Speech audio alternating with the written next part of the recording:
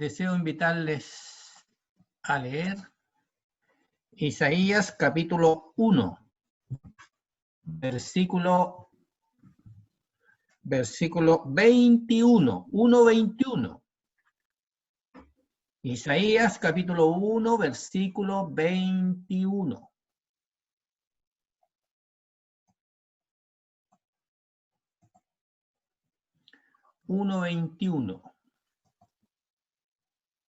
Dice así: ¿Cómo se ha convertido en ramera la ciudad fiel? Llena estaba de justicia, en ella habitaba la equidad, pero ahora los homicidas. Tu plata se ha convertido en escorias, tu vino está mezclado con agua, tus príncipes, rebeldes y compañeros de ladrones, todos aman el soborno y van tras las recompensas. No hacen justicia al huérfano ni llega a ellos la causa de la viuda. Por tanto, dice el Señor, Jehová de los ejércitos, el fuerte de Israel: Ea, tomaré satisfacción de mis adversarios, me vengaré de mis enemigos, y volveré mi mano contra ti, y limpiaré hasta lo más puro tus escorias, y quitaré todas tus impurezas. Restauraré tus jueces como al principio, y tus consejeros como eran antes. Entonces te llamarán ciudad de justicia, ciudad fiel. Sión será rescatada con justicia y los convertidos de ella con rectitud. Pero los rebeldes y pecadores a una serán quebrantados, y los que dejan a Jehová serán consumidos, porque se avergonzarán de las encinas que amasteis, y os afrentarán los huertos que escogisteis, porque seréis como encina a la que se le cae la hoja, y como huerto al que le faltan las aguas. Y el hombre fuerte será como estopa, y su trabajo como centella, y ambos serán encendidos juntamente, y no habrá quien apague. Hasta ahí la lectura de la palabra del Señor. Hermano, para estudiar Isaías, para leer Isaías y muy especialmente los profetas del Antiguo Testamento, tenemos que darnos cuenta nosotros que la iglesia no está en el escenario. En realidad los que están en el escenario aquí son el pueblo de Israel. Siempre el pueblo de Israel, Judá y a veces las naciones, pero nunca la iglesia. Y a mí me toca hablar a la iglesia, pero tengo un pasaje que no es de la iglesia. Ellos son los actores. Y nosotros, por así decirlo, vemos una historia cuyos personajes no somos nosotros. Pero tenemos que aprender lecciones de esa historia, porque la Biblia dice que toda la escritura es inspirada por Dios y útil para enseñar, para redarguir, para instruir en justicia, a fin de que el hombre de Dios sea perfecto, enteramente preparado para toda buena obra. Toda la escritura. Por lo tanto, tiene que haber aquí lecciones para nosotros, pero tenemos que respetar en la interpretación que estamos hablando de Israel. Y aquí hoy día lo que nos toca hablar es de la ciudad de Jerusalén, porque cuando comienza ahí en el versículo 2, dice, en el versículo 3, dice, el buey conoce a su dueño y el asno el pesebre de su señor, pero Israel no conoce, mi pueblo no tiene discernimiento. Comenzó hablando de Israel, a veces habla de la casa de Jacob, como quien dice la descendencia, a veces habla de Israel como la misma descendencia, pero con privilegios especiales, y puede hablar de la región del norte, que también a veces la llama Israel, o la región del sur, que se llama Judá, pero la capital de Judá es Jerusalén, y aquí estamos llegando a Jerusalén. Y de eso tenemos que hablar. ¿Y cómo la describe aquí? Dice, ¿cómo se ha convertido en ramera la ciudad fiel. Llena estaba de justicia. En ella habitaba la equidad, pero ahora los homicidas. Una ciudad que tenía sus orígenes, sus comienzos, pero era una ciudad donde dice aquí reinaba la justicia. Quiere decir que los tribunales de la época funcionaban y funcionaban bien. Ellos buscaban la justicia, buscaban la verdad y establecían la justicia para todos los casos que se les presentaban. Ella era una ciudad donde estaba llena de justicia. ¿Y por qué estaba llena de justicia? Porque los habitantes vivían en fidelidad a Dios. Por eso dice, ¿cómo se ha convertido en ramera la ciudad fiel?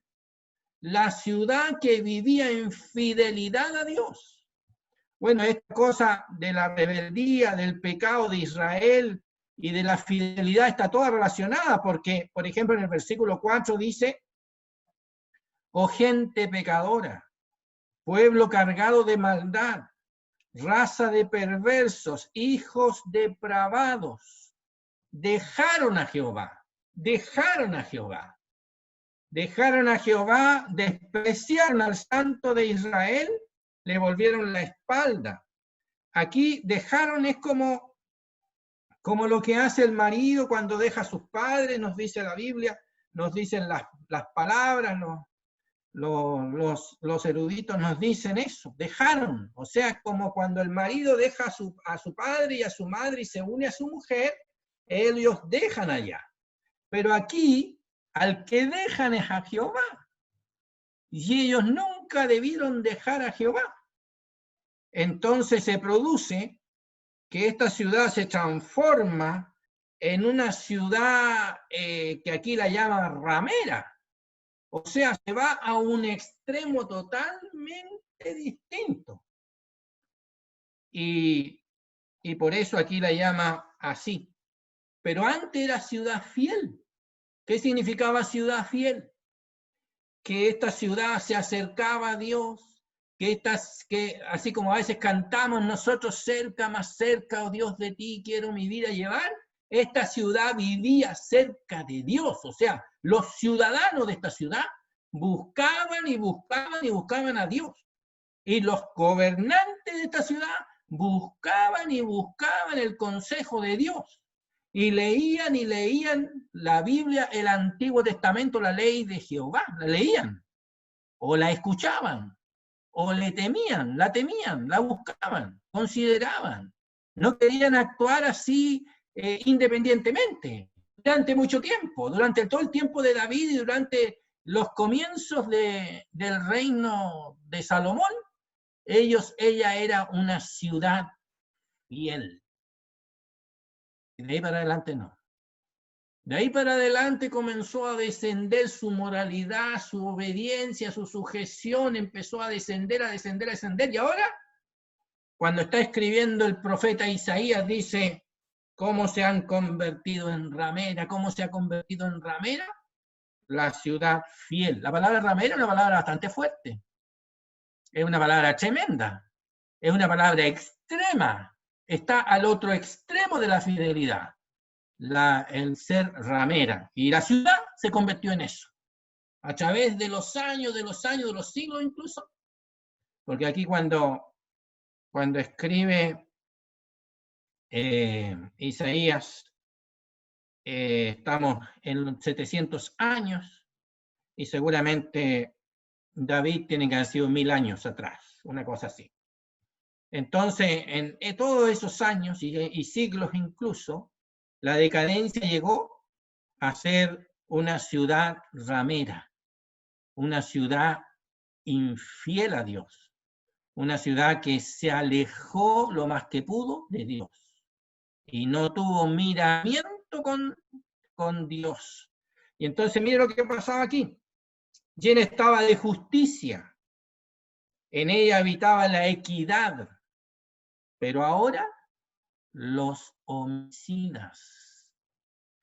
Homicidas no necesariamente eran homicidas porque habían matado a las personas, aunque eso está incluido, pero homicida tiene un rango mucho más amplio, porque puede ser aquellos que le quitaban el sustento a los pobres.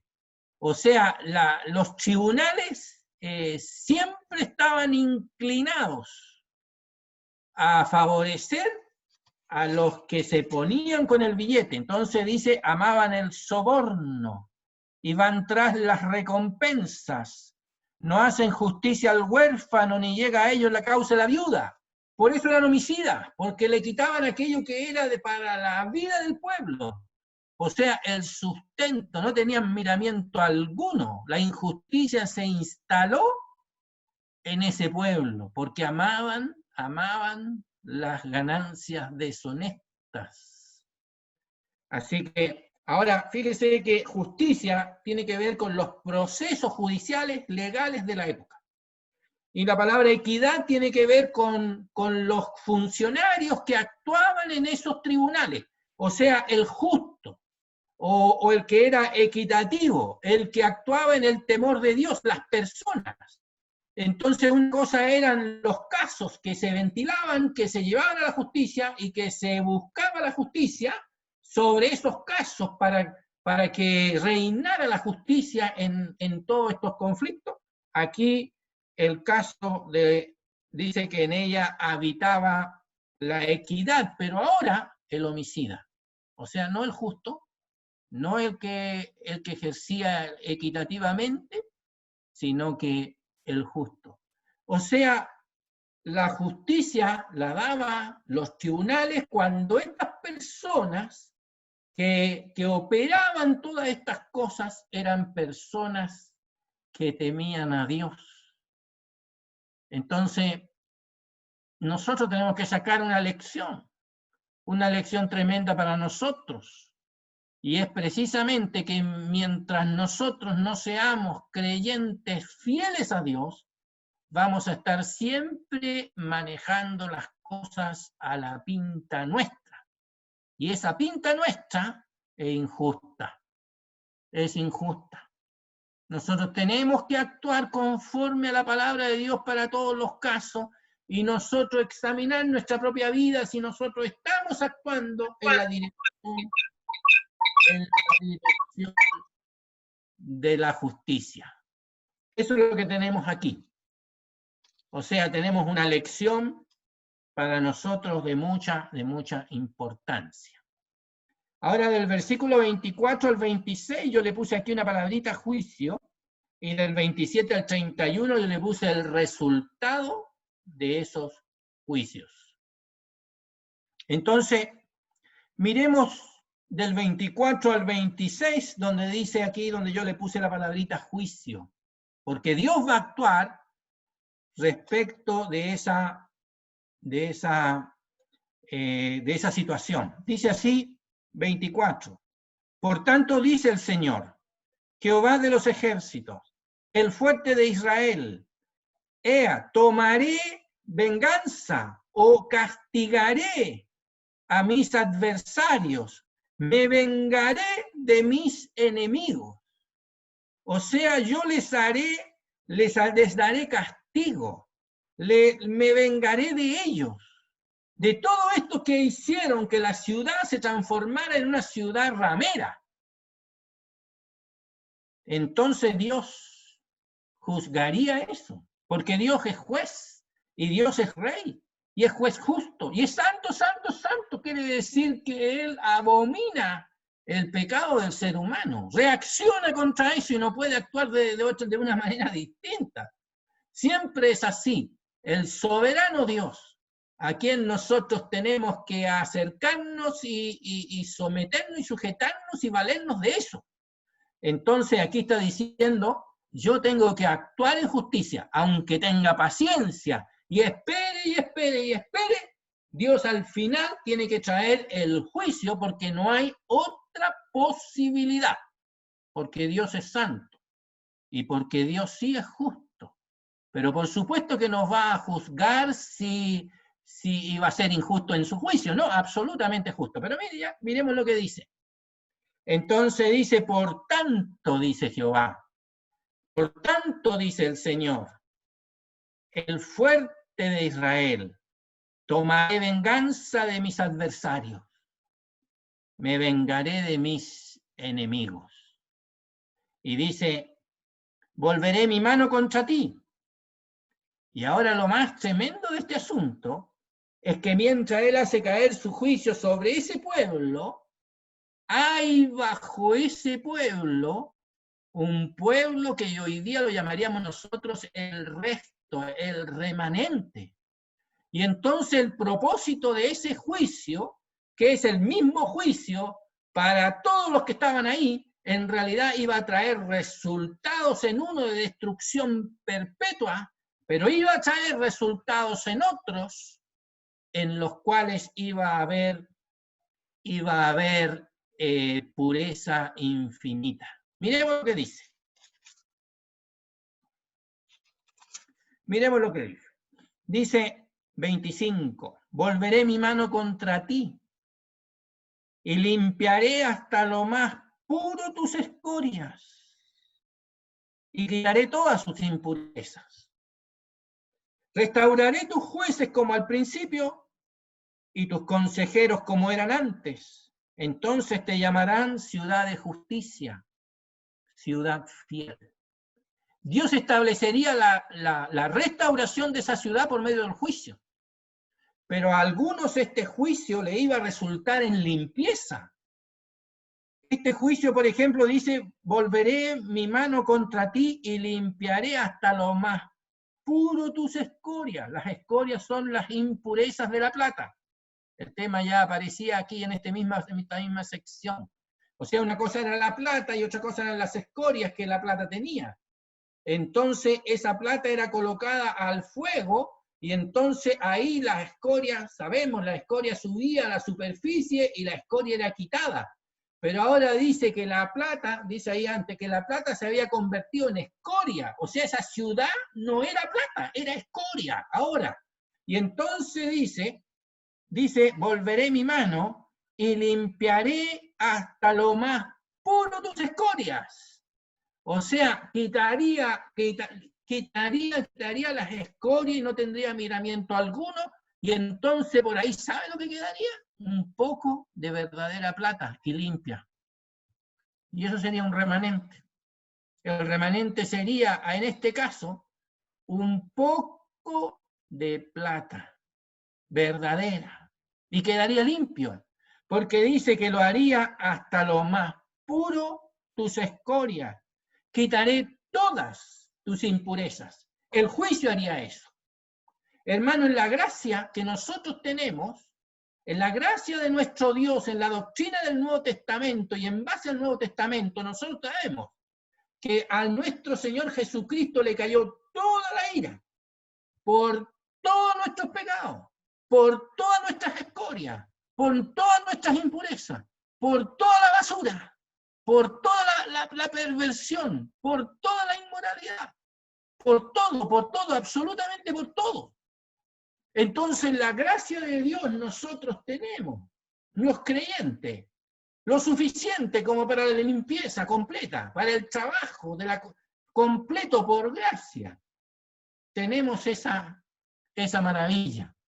Y entonces yo estaba pensando hoy día algunos pasajitos del Nuevo Testamento.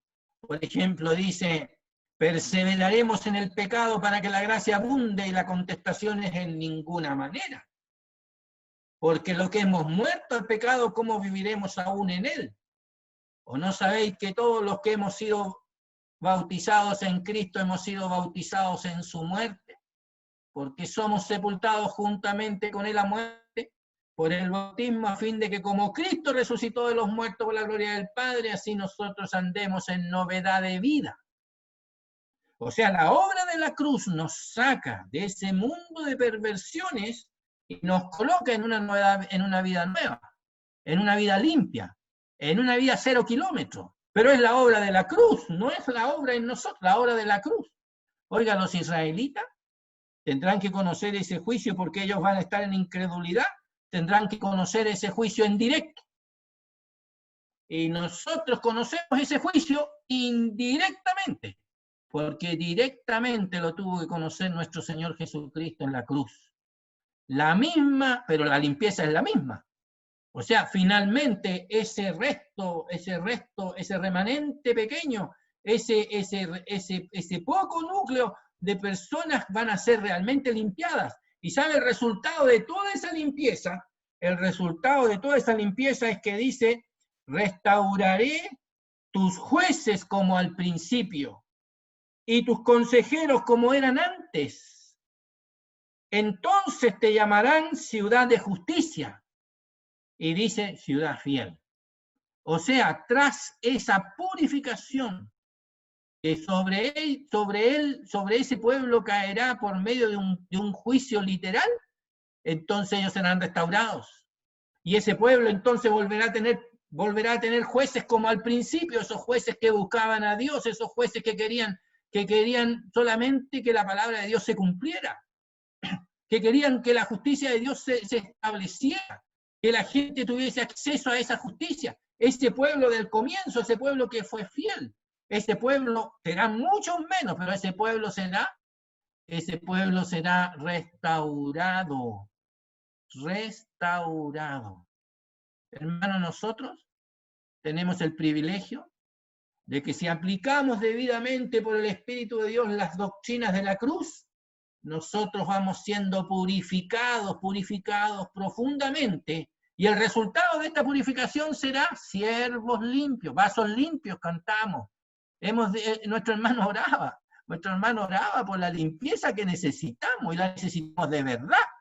Y necesitamos de verdad la limpieza, si no el pecado a nosotros nos va a extraviar, nos va a alejar hasta que vamos a ser ciudad ramera. Imagínate una iglesia, imagínate hermano, una iglesia extraviada en la dirección de la pecaminosidad, de la corrupción, de las maldades. Imagínate la iglesia extraviada en esa dirección. Necesitamos volver a la cruz de Cristo. Necesitamos volver a la limpieza.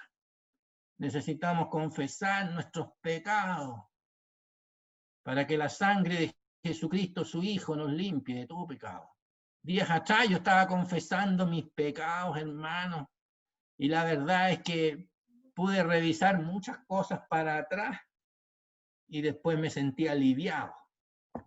Qué maravilla estar aliviado por esa limpieza que viene por la sangre de Jesucristo después que uno confiesa sus pecados.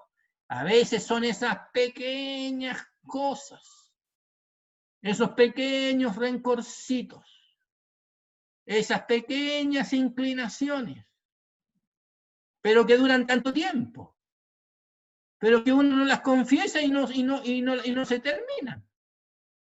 Y ahí están. Pero nosotros tenemos el fundamento, confesamos los pecados y la cruz de Cristo viene para nosotros en todo su poder y nos libre, nos limpia y nos libera de tantas cosas. Y esto que le estoy contando debería ser lo normal de todo creyente. Lo que pasa es que a uno de repente parece que no se da cuenta de todas las cosas, de todas las barbaridades que ha hecho. Pero necesitamos. Ya, hermano, dejo hasta ahí la lectura y el estudio y el Señor bendiga su palabra.